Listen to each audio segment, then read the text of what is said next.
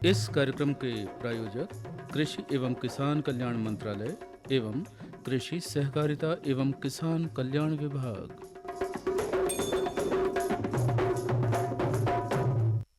सभी श्रोताओं का आज के कार्यक्रम किसान वाणी की चौपाल में, और स्वीकार कीजिए आपके अपने योगेंद्र भैया और कुलदीप भैया की राम राम। योगेंद्र भैया आपको भी हमारी राम राम। राम राम भैया।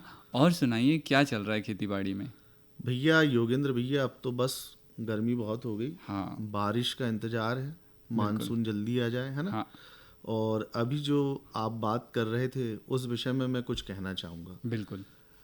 किसान भाइयों, खेती केवल अन्न उत्पादन का साधन नहीं है, हाँ, बल्कि करोड़ों लोगों की आजीविका का आधार भी है। बिल्कुल, यदि खेती मजबूत रहेगी तो गांव मजबूत रहेंगे, किसान मजबूत रहेगा और साथ ही हमारा देश भी मजबूत बनेगा। बिल्कुल। इसीलिए तो हम कह रहे हैं कि खेती बचाओ जो अभियान चल रहा है उसको बढ़कर हमें आगे बढ़ाना है ना। बिल्कुल।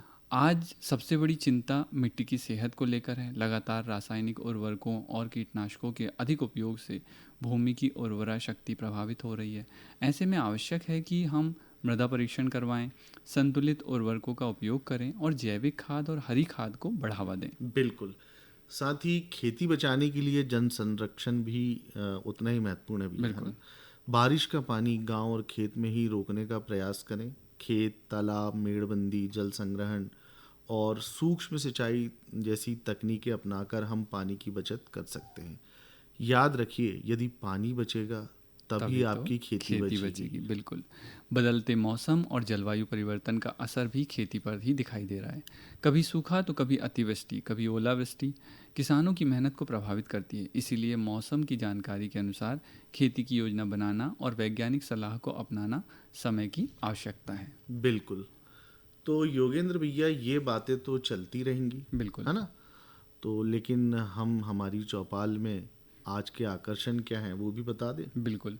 तो किसान भाइयों, आज की बात होगी 12 वर्षों में कृषि क्षेत्र में आए अभूतपूर्व बदलाव पर। बिल्कुल। और साथ ही चर्चा का विषय होगा सब्जियों की नर्सरी उत्पादन तकनीक पर, है ना। इसके अलावा लोकगीत और भजनों के माध्यम से हम मनोरंजन भी करवाएंगे हमारे सभी श्रोताओं का, किसान भाइयों और बहनों का। बिल्कुल।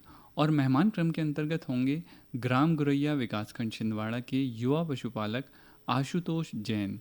इनसे उन्नत पशुपालन पर भेंटवार्ता होगी कुलदीप भैया की। तो चलिए, शुरू करने से पहले आज की बात सुन लेते हैं एक बढ़िया सा लोकगीत जिसमें आवाज़ है मिठाई लाल चक्रवर्ती की। चलिए भैया। काय करती गुमान, काय करती गुमान, थोड़े देना की जिंदगानी। ए काय करती गुमान, काय करती गुमान, काय करती गुमान, काय करती गुमान, काय करती गुमान, थोड़े देना की जिंदगानी। काय करती गुमान, थोड़े देना की जिंदगानी।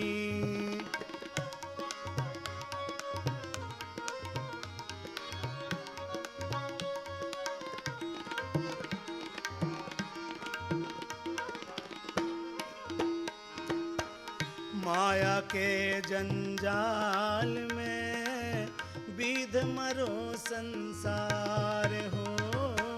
माया के जंजाल में बीध मरो संसार। हंसे अकेलो जाएगा रे, हंसे अकेलो जाएगा रे, सब धरो रह जाए। काय करती गुमान, काय करती गुमान, थोड़े देना की जिंदगानी। ए काय करती गुमान, थोड़े देना की जिंदगानी।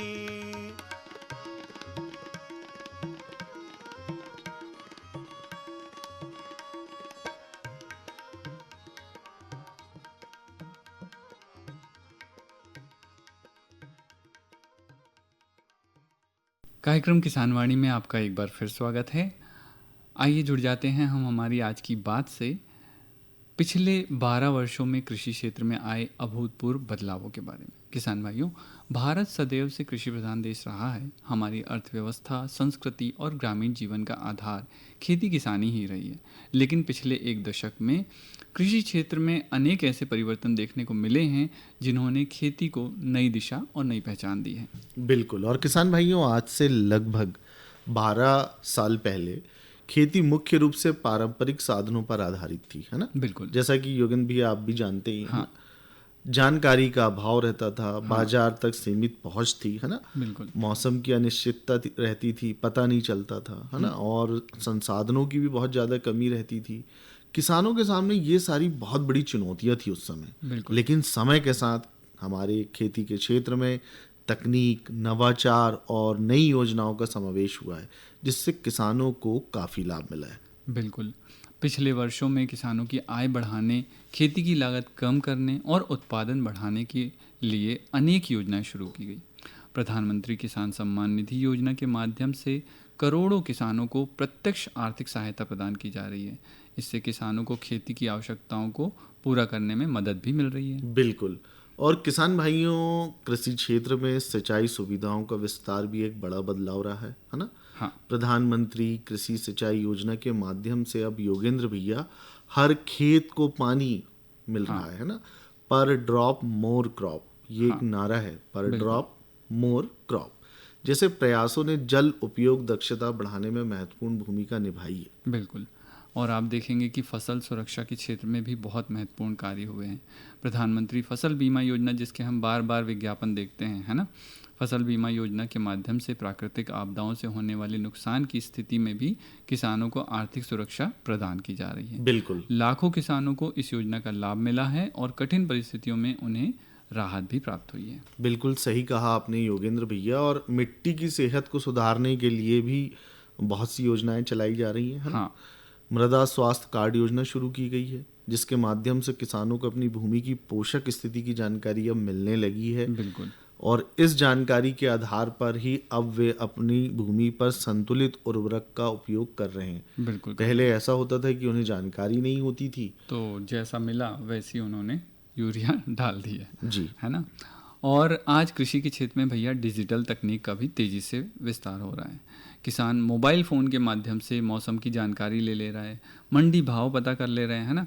हम घर बैठे देखते हैं, आपकी मंडी भाव हमें पता चल जाते हैं, कृषि सलाह हमको मिल जाती है, सरकारी योजनाओं की जानकारी हमें प्राप्त करना है तो भी हमें हमारे एंड्रॉयड फ़ोन में आसानी से उपलब्ध हो जाती है। बिल्कुल।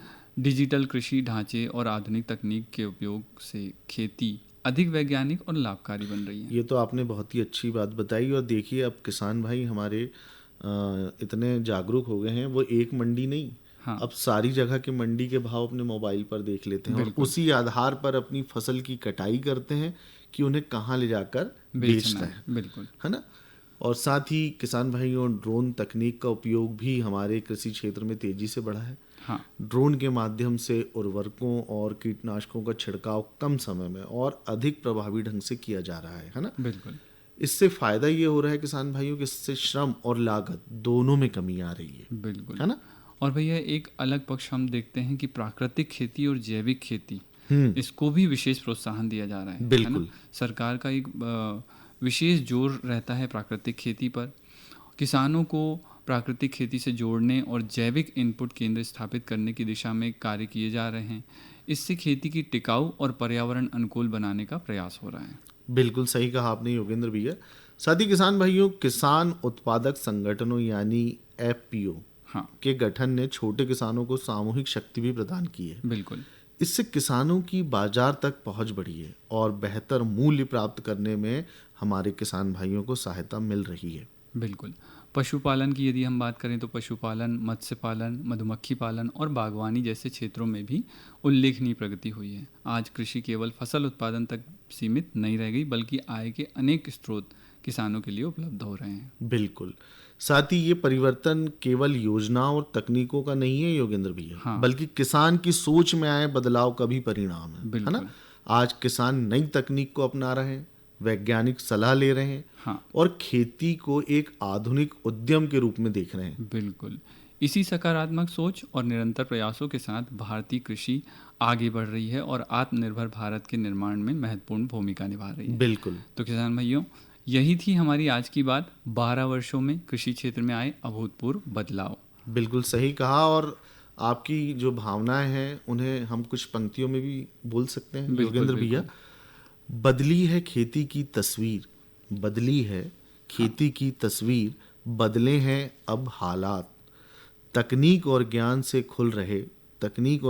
खुल रहे उन्नति के नए द्वार। बिल्कुल। मेहनत, विज्ञान और नवाचार का जब मिलता है साथ, तब खुशहाली लेकर आता है कृषि विकास का नया प्रभात। क्या बात है, कृषि विकास का नया प्रभात। तो चलिए इन्हीं पंक्तियों के साथ अब एक बार फिर जुड़ जाते हैं मनोरंजन क्रम से और सुनते हैं एक बढ़िया सा लोकगीत।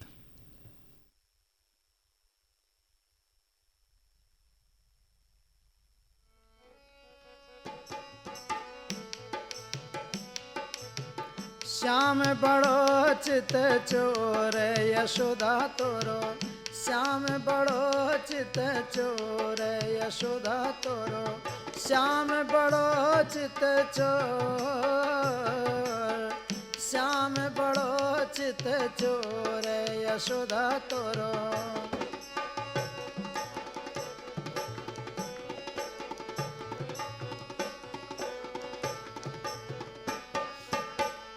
आवत जावत जो छेड़त है,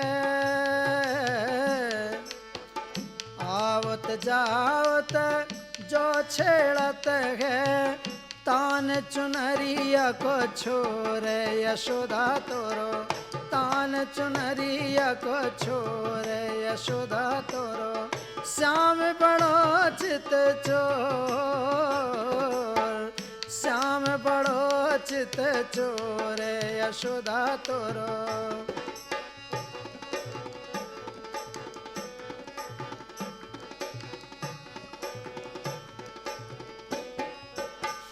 पन घट जाऊं खूब लजाऊं, पन घट जाऊं खूब लजाऊं, देग घरिया फोरे यशोदा तोरो, देग घरिया फोर यशोदा तोरो।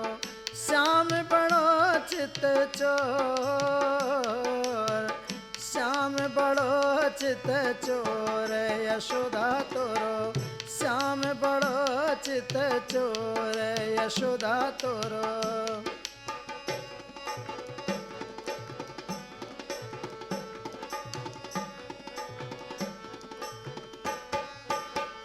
गोकुल भर में भाई बदनामी,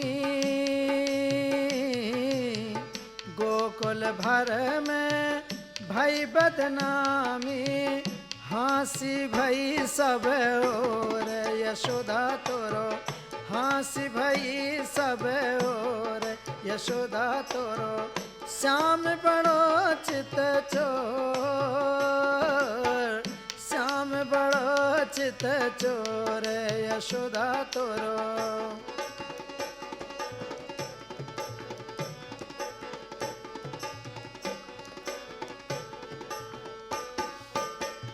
भुन सारे से बजा बसुरिया, भुन सारे से बजा बसुरिया, खूब करत है शोर यशोदा तोरो, खूब करत है शोर यशोदा तोरो। श्याम बड़ो चित चोर, श्याम बड़ो चित चोर यशोदा तोरो, श्याम बड़ो चित चोर यशोदा तोरो।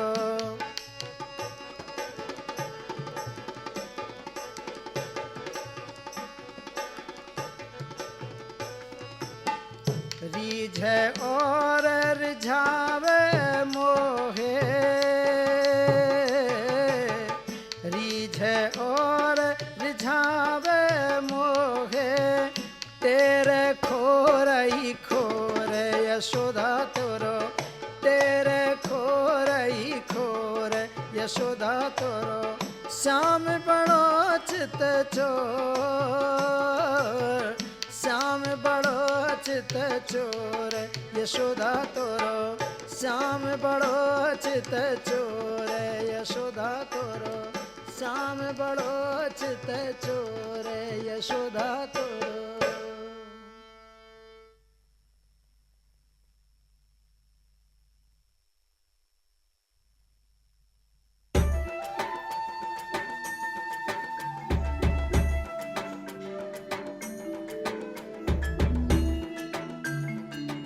मैंने 2015-16 से ऑयल पाम की खेती की है और इससे पर्यावरण को कुछ नुकसान है ही नहीं। और इनका जो पेड़ पौधा होता है इनसे हम मल्चिंग भी यूज करते हैं और इनका यूज से हम काफ़ी सारा ज़मीन में नमी लेते हैं और इनके अंदर इंटरक्रॉप जो है जो कपास वगैरह लगाते हैं तो हम डबल गुण आय लेते हैं और अच्छा रहता है। ऑयल पाम का खेती में धान और गन्ने से कम पानी लगता है। इसमें गवर्नमेंट का तरफ से ड्रिप सिंचाई के लिए पैसा भी दिया जाता है। ऑयल पाम की खेती के लिए मुझे सरकार ने पौधे सीडलिंग देते हैं। वो जब बड़ा हो जाता है, जो फल जो देता है, हर महीने सरकार उसी फल खरीदने के लिए एक रेट बना के देते हैं। वही रेट पे कंपनी खरीद लेते हैं। मैं काट के इकट्ठा कर देता हूँ, कंपनी उठा के लिए जाते हैं।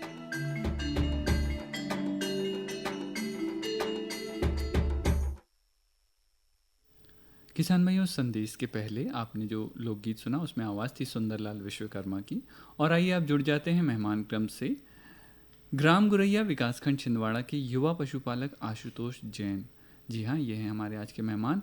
इनसे उन्नत पशुपालन पर बातचीत करेंगे कुलदीप आखरे। आइए सुनते हैं ये भेंटवार्ता। किसान भाइयों, आज के मेहमान क्रम के अंतर्गत आज हम आपकी मुलाकात करवा रहे हैं ग्राम गुरैया विकासखंड छिंदवाड़ा के युवा व प्रगतिशील पशुपालक श्री आशुतोष जैन जी से। आशुतोष भैया राम राम। राम राम भैया, राम राम। आशुतोष भैया, अभी हम आपके पशुओं के कोठे पर ही बैठे हुए हैं और देख ही रहे हैं कि आपके पास बहुत अच्छी अच्छी नस्ल के पशु हैं। तो अभी फिलहाल कौन कौन सी नस्ल आपके पास है? जी, मेरे पास अभी हॉलिस्टन और जर्सी, ये दो नस्लें, हॉलिस्टन और जर्सी, दोनों ही दूध देने के मामले में काफी अच्छे जानवर होते हैं और इनकी गायों की मार्केट में रीसेल वैल्यू भी बहुत अच्छी होती है। अच्छी कीमतों में इनकी बछियां बिक जाती है और ये भी भविष्य में अच्छी कीमतों में बिकते हैं। जर्सी और हॉलिस्टन, जी, ये दो नस्ल की गायें आपके पास है। एक जर्सी गाय और एक हॉलिस्टन गाय का दूध का उत्पादन कितना कितना होता है? अपना हॉलिस्टन गाय का दूध ज्यादा होता है। अपने यहाँ के मौसम के अनुसार में अगर अपन देखें तो हॉलिस्टन गाय दूध ज्यादा देती है। हॉलिस्टन जैसे अगर 10 लीटर की गाय है और जर्सी गाय नॉर्मली होती है 6, 7, 8 लीटर पूरे मतलब दोनों समय का मिला के, और हॉलिस्टन लगभग 10 लीटर से शुरू करती है। तो 10 लीटर 15 लीटर तक की गायें हो जाती हैं, 20 तक भी होती हैं। जर्सी में भी बहुत अच्छी अगर नस्ल है तो वो भी 12-15 लीटर तक की मिल जाती है। लेकिन सामान्यतः जो देखी जाती है अपने यहाँ पे, तो हॉलिस्टन गाय जर्सी गाय की अपेक्षा में दुग्ध उत्पादन के मामले में अधिक है। भैया, ये तो बहुत अच्छी बात आपने बताई कि हॉलिस्टन नस्ल जो है वो जर्सी की अपेक्षा ज्यादा दूध देती है। लेकिन सबसे प्रमुख चुनौती हमारे लिए ये होती है कि इनकी देखभाल हम किस तरीके से करें। अभी गर्मी का समय चल रहा है, आप अभी गर्मी में इनका ख्याल किस तरीके से रखते हैं और बाकी मौसम में आप इनका ख्याल किस तरीके से रखते हैं? देखिए भैया, देखभाल का तो ऐसा है कि शासन के माध्यम से अभी टीकाकरण का कार्यक्रम चलता ही है। खुरपका के लिए जो जिसको अपने खुरी बोलते हैं जी, उसके लिए शासन के द्वारा टीकाकरण कराया जाता है। और गलघोटू,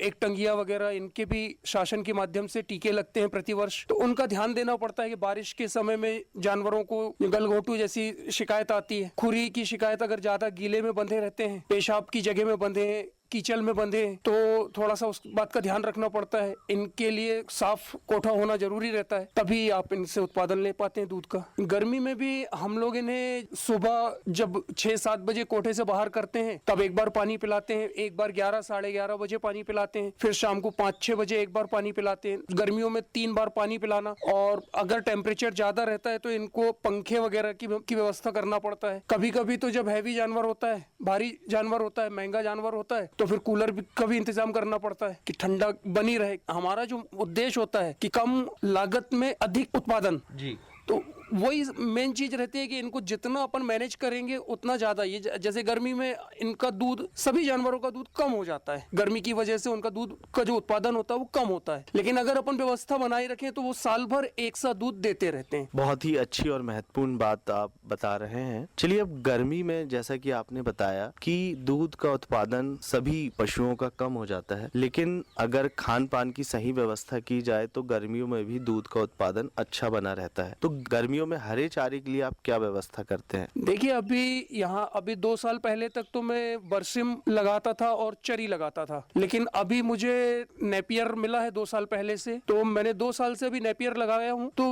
उसके बाद तो किसी चीज की जरूरत पड़ती ही नहीं है। नेपियर ठंड के समय में थोड़ा सा लेट निकलता है, लेकिन गर्मी में और बारिश में तो उसकी कटिंग बहुत शानदार आती है और जानवर बहुत अच्छे से खाते भी हैं। मेरे पास उस घास को बारीक करने की एक मशीन भी है, जिससे मैं घास को बारीक करके और भूसे में मिक्स करके खिलाता हूँ, तो वेस्टेज भी नहीं होता है और चारा पूरा खा भी लेते हैं। नेपियर घास के अलावा और खान पान में आप विशेष क्या ध्यान रखते हैं? सुबह शाम हम लोग इनको खली की सानी बनाकर देते हैं जी। भूसे में गाय के दूध के अनुसार, दूध के अनुपात के हिसाब से हमें खली और चुनी देना होता है। अगर जैसे 5 लीटर दूध एक टाइम में गाय दे रही है तो लगभग उसको 1.5 से 2 किलो खली एक टाइम में हम खिलाते हैं, जिससे दूध का उत्पादन बढ़ता ही बढ़ता है। दूध की क्वालिटी भी बहुत अच्छी बन के आती है। दूध में फैट और जो डिग्री वगैरह निकालते हैं यहाँ पर डेयरी पर दूध खरीदने वाले, तो वो बहुत अच्छी मात्रा में निकल के आती है। तो उसका हमें जो रिटर्न पैसा जो मिलता है हमें वो बड़े रेट में मिलता है। चलिए, खान पान की बात भी आपने बताई, रख रखाव के विषय में भी आपने बताया। आशुतोष भैया, कोठे के साथ साथ आपकी जमीन भी लगी हुई है, कुल कितनी भूमि है आपके पास? जी, मेरे पास लगभग 11.5-12 एकड़ के आसपास। तो आशुतोष भैया, पशुपालन से आपको खेती में क्या क्या लाभ होते हैं? देखिए, सबसे बड़ा लाभ तो भैया गोबर की खाद है जी, जो मुझे बिना पैसे के मिल रही है, जिसका मेरा कोई इन्वेस्ट नहीं है। और उसके साथ साथ खेत से जो खरपतवार निकल के आती है, चारा नींदा वगैरह जो हम लोग फसलों में से निकालते हैं, उसको मेंटेन करना पड़ता है, हमें मेड़ों पर डालना पड़ता है या खाद के गड्ढे में लाके डालना पड़ता है। तो हम पहले जानवरों को खिला देते हैं उसको, तो जानवरों का पेट भी हरा चारा से भरता है और बचा वाला खाद के गड्ढे में चला जाता है। तो एक तो चारे की समस्या खत्म होती है हमारी, और दूसरी खाद की समस्या भी खत्म होती है, क्योंकि चारा जितना ज्यादा चारा खाती है गाय उतना ज्यादा गोबर देती है, और गोबर आज हमारी जमीनों के लिए तो अमृत है। भैया, जैविक खाद बनाने के बड़े उन्नत तरीके हम आपके खेतों में देख रहे हैं। पशुपालन के माध्यम से आप किस तरीके से खाद को तैयार करते हैं? देखो भैया, मैंने तो सबसे पहले क्या किया है कि बायोगैस संयंत्र बनाया हुआ है जी अपने घर में। 2 मीटर का बायोगैस संयंत्र है मेरे पास, जिसमें लगभग 10 किलो गोबर पर डे, 10 से 15 किलो गोबर पर डे मुझे लगता है। और मैं इतना गोबर घोल के उसमें डालता हूँ तो मुझे गैस, जो रिफिलिंग गैस आती है, उसकी मुझे आवश्यकता नहीं होती है। 6 महीने में 1 सिलेंडर गैस मेरे 12 लोगों के परिवार में, मेरी ज्वाइंट फैमिली है, हम सब साथ में रहते हैं, 12 लोगों के परिवार में मुझे 6 माह में 1 सिलेंडर गैस खरीदना पड़ता है। मतलब वर्ष में मात्र 2 सिलेंडर। जब 12 लोगों के परिवार में मुझे यदि 1 सिलेंडर पर मंथ भी जोड़ूं मैं, तो 12 महीने के जो सिलेंडर की रकम होती है, मुझे मात्र 2 ही सिलेंडर के पैसे लग रहे हैं। तो मुझे गैस मिल रही है, और उस बायो संयंत्र से जो गोबर निकल के आया है, वेस्टेज गोबर, वो सबसे अच्छी खाद होती है। उसको तुरंत उपयोग किया जा सकता है। और अगर अपन जैसे छोड़ देते हैं तो ये बारिश के समय में उसमें हल्के हल्के केंचुए हो जाते हैं, उस खाद में अपने आप केंचुए उत्पन्न हो जाते हैं, और वो केंचुआ खाद भी बना के देते हैं हमें। फिर उसमें हम लोग पत्तियां और ये खरपतवार वगैरह ले जाके डाल देते हैं, तो केचुआ उसको खा के और उसकी भी हमें खाद बना के देता है, जो मेरे लगभग पूरे 12 एकड़ खेत के लिए सफिशिएंट हो जाती है। आशुतोष भैया, आपसे बातें करते हुए बहुत अच्छा लग रहा है। बहुत ही महत्वपूर्ण जानकारी आप हमारे सभी किसान भाइयों और बहनों को प्रदान कर रहे हैं। चलिए, अब चलते चलते आप हमारे जिले के सभी श्रोताओं को, हमारे किसान भाइयों और बहनों को क्या संदेश देना चाहेंगे? भैया, मैं तो बस इतना ही कहूंगा कि जैसे 2-5 एकड़ के आसपास जिनके पास खेती है, तो एक सपोर्ट धंधे के रूप में कम से कम 2-4 गाय पालें। वो उससे उस खेत में उपयोग के लिए खाद भी अपने को फ्री मिल जाती है, साथ में दूध का उत्पादन होता है, जो हमें अलग से एक आर्थिक सपोर्ट होता है। उसके साथ साथ जो जानवरों के नए बछड़े या बछिया होती हैं, उन्हें हम मार्केट में, ये हॉलिस्टन और जर्सी, इन दोनों के बछड़े और बछड़ियों के मार्केट में बहुत अच्छी वैल्यू है। तो ये हमारे अलग से इनकम के संसाधन पैदा हो जाते हैं। अकेली खेती पर डिपेंड ना होकर हम खेती से जुड़कर इन चीजों को भी साथ में कर सकते हैं। ये सबसे बड़ा है कि आर्थिक रूप से हम सक्षम होते हैं, और साथ में गोबर खाद जो हमारे खेत में लागत को कम करती है, यूरिया, पोटास और जो डीएपी वगैरह हम उपयोग करते हैं उसको हम कम से कम उपयोग कर पाएंगे, क्योंकि गोबर खाद में ये सारी चीजें प्रचुर मात्रा में पाई जाती है। मैं तो सभी किसान भाइयों से एक ही निवेदन करूंगा भैया कि अगर हो सके तो अपने खेत में एक छोटा सा टपरा जैसा बनाए, एक बढ़िया गाय बैलों को बांधने के लिए भूसे का एक अलग से बना ले कमरा, और 2-4 गाय जरूर पालें। इनको पालने से हमें खेती में लागत बहुत कम होती है, क्योंकि हम अगर फर्टिलाइजर यूज नहीं करेंगे, गोबर खाद यूज करेंगे तो हमारी फसलों को बीमारी भी कम आती है, उनको रोग नहीं लगता, तो हमारे स्प्रे का पैसा बचता है और बहुत सारी चीजों का हमें बचता है। तो मैं तो सभी किसानों से अनुरोध करूंगा भैया कि आप सारे के सारे लोग कम से कम 2-2, 4-4 गाय अपने घर में जरूर पालें। इससे आर्थिक सुरक्षा मिलेगी और साथ में कृषि भी उन्नत कृषि होगी। बहुत ही अच्छी बात आपने कही कि आर्थिक सुरक्षा भी प्राप्त होगी और खेती भी उन्नत तरीके से हम कर सकते हैं। आशुतोष भैया, आपने अपना अमूल्य समय हमारे कार्यक्रम को दिया, इसके लिए आपका बहुत बहुत धन्यवाद। राम राम। राम राम भैया, सभी किसान बंधुओं को भी मेरा राम राम। किसान भाइयों, मेहमान क्रम के अंतर्गत ग्राम गुरैया विकासखंड छिंदवाड़ा के युवा पशुपालक आशुतोष जैन से आप भेंटवार्ता सुन रहे थे। उन्नत पशुपालन पर भेंट कर रहे थे कुलदीप आखरे। और आइए अब जुड़ जाते हैं हम हमारी आज की चर्चा से। और हमारी आज की चर्चा हम करेंगे सब्जियों की नर्सरी उत्पादन तकनीक के बारे में। तो किसान भाइयों, अच्छी फसल की शुरुआत अच्छी नर्सरी से होती है। यदि पौधे स्वस्थ, मजबूत और रोग मुक्त होंगे तो खेत में उनकी बढ़वार भी अच्छी होगी और उत्पादन भी अधिक प्राप्त होगा। यही कारण है कि सब्जी उत्पादन में नर्सरी का विशेष महत्व माना जाता है। बिल्कुल सही कहा योगेंद्र भैया आपने। टमाटर, मिर्च, बैंगन, फूल गोभी, पत्ता गोभी और अन्य कई सब्जियों, है ना, फसलों की खेती के पहले नर्सरी तैयार करते हैं हम। हाँ, और तैयार ही करना चाहिए भैया पहले नर्सरी। बिल्कुल।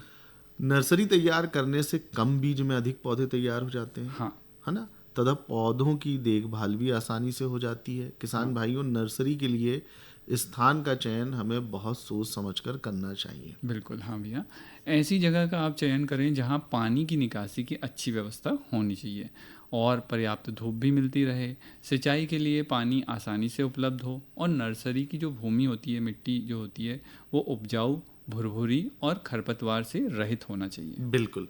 और नर्सरी तैयार करने से पहले मिट्टी में अच्छी तरह सड़ी हुई गोबर की खाद हमें मिलाना चाहिए। साथ ही पौधों को आवश्यक तत्व प्राप्त होते हैं और पौधों की वृद्धि अच्छी होती है भैया अच्छी गोबर खाद मिलाने से। बिल्कुल। साथ ही नर्सरी की मिट्टी को रोग और कीटों से मुक्त करने के लिए उपचार करना भी आवश्यक है, बीजोपचार जिसे हम कहते हैं ना। बिल्कुल। तो किसान भाइयों, बीज हमेशा प्रमाणित और अच्छी गुणवत्ता वाले लें। बीजों को बोने से पहले फफूंदनाशक या जैविक उपचार अवश्य कर लें। इससे बीज जनित रोगों की संभावना कम हो जाती है और अंकुरण प्रतिशत भी बढ़ता है। बीजों की बुआई भैया कतार में ही करनी चाहिए। बिल्कुल।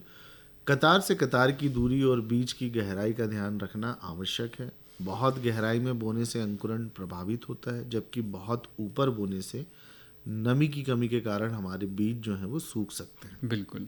इसीलिए बुआई की के बाद हल्की सिंचाई करनी चाहिए।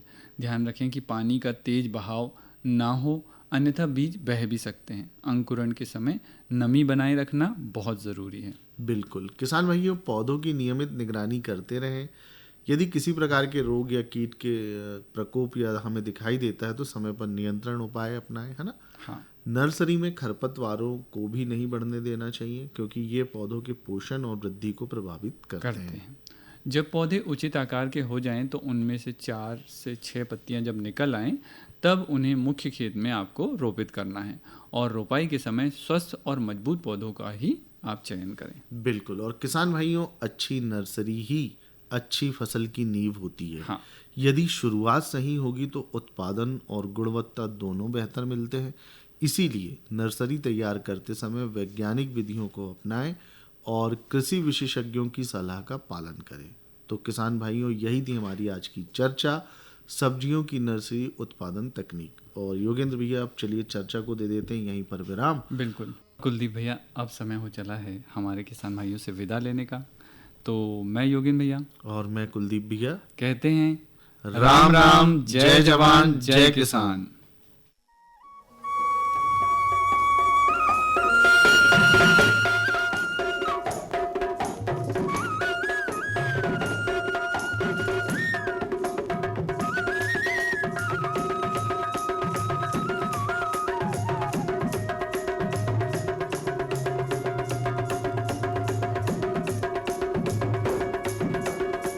इस कार्यक्रम के प्रायोजक कृषि एवं किसान कल्याण मंत्रालय एवं कृषि सहकारिता एवं किसान कल्याण विभाग।